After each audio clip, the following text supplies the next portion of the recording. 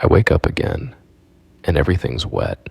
This is the third time it's happened this week, and honestly, I'm getting pretty tired of it.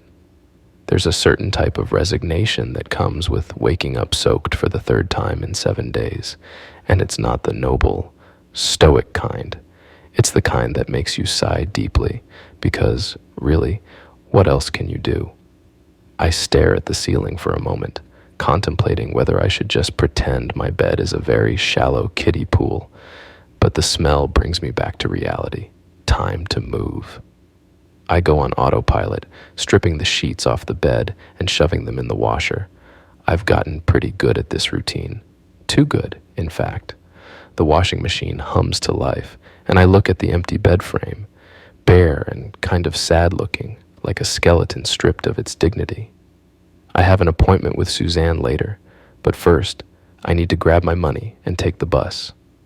Dr. Suzanne is at 3 p.m., which gives me a bit of time to get my head together.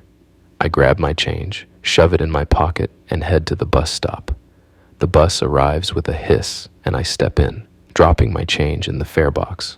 The driver gives me a half-hearted nod, and I return the sentiment. I sit down, and all I can think about is what happened last night. It's the third time in a row that I've wet the bed. There's no point in pretending it's a fluke anymore. It's a pattern, and it's starting to get to me. Dr. Suzanne's office is small, but cozy.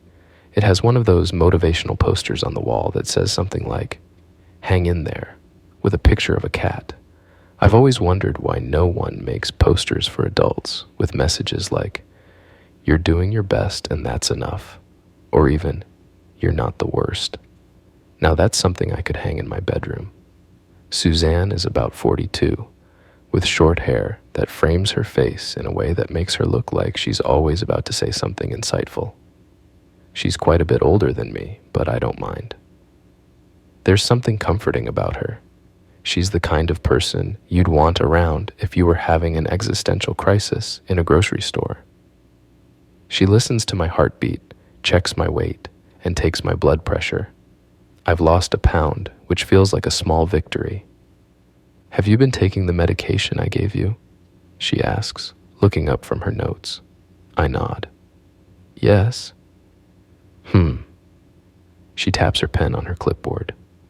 "I want you to up your dose, but if that doesn't help, I know something else that might." She scribbles something on her prescription pad and hands it to me. "You'll need to take this to a medical supply store." I take the prescription and glance at it. Medical supply store. My stomach twists a little, but I nod anyway. Okay. Another detour. I get off the bus at stop 73 and make my way to the medical supply store. Inside, it smells like antiseptic and old carpet. There's a woman behind the counter, maybe in her 50s, with a kind face and fake blonde hair.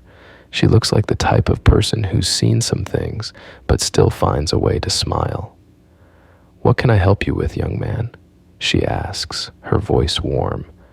I hand her the prescription, and she takes a moment to read it. Then she nods, as if this is the most normal thing in the world.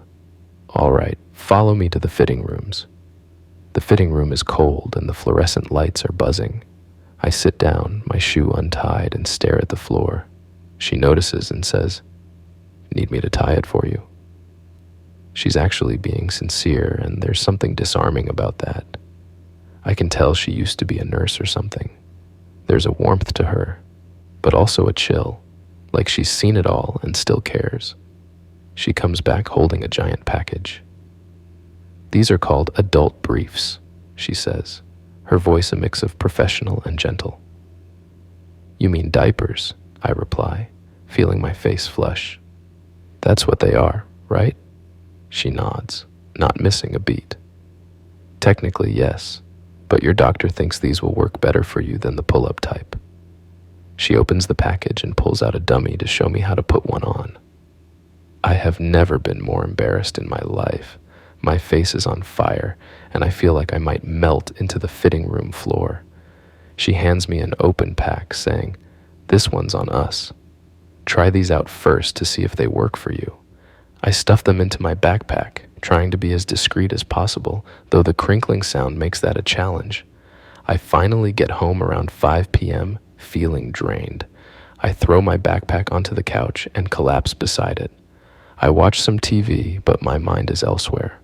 All I can think about is tonight, whether these things will actually work. I keep glancing at my backpack like it's going to do a magic trick or suddenly disappear. Dinner is uninspired, frozen lasagna that I heat up in the microwave. I eat it while staring at the TV, barely tasting it. At 9:30, I decide it's time. I head to my bedroom and take out the package of nighttime protection, as the lady called it. I rip it open and I walk over to the mirror and do a little 360, feeling the bulkiness. It's weird. It's bulky and it crinkles, and I feel like I'm wearing a pillow around my waist. I put my pajamas on over it, which makes it slightly better, but not much. I climb into bed, trying to get comfortable. It takes a while. I toss and turn, feeling the bulk between my legs. Eventually, I drift off, my dreams strange and vivid. I wake up at 7 a.m., which is unusual for me. Usually, I'm up in the middle of the night, soaked and frustrated. But not today. I blink, feeling disoriented. Did I actually have a dry night? I reach down and check. Nope. I had an accident, but the bed is dry. These things worked. A strange mix of emotions washes over me. Relief, embarrassment, a tiny bit of pride. I guess this is my life now. I guess I'm going to have to wear these things from now on. Later, I go back to the medical supply store and get the larger size. The same woman is there, and she doesn't say much, just gives me a kind smile and rings me up. I've been wearing them ever since. It's not ideal, but it's better than waking up soaked every morning. Thanks for listening to my story. Life is strange, and sometimes it takes you places you never thought you'd go. This is one of those places, and I'm just trying to make the best of it.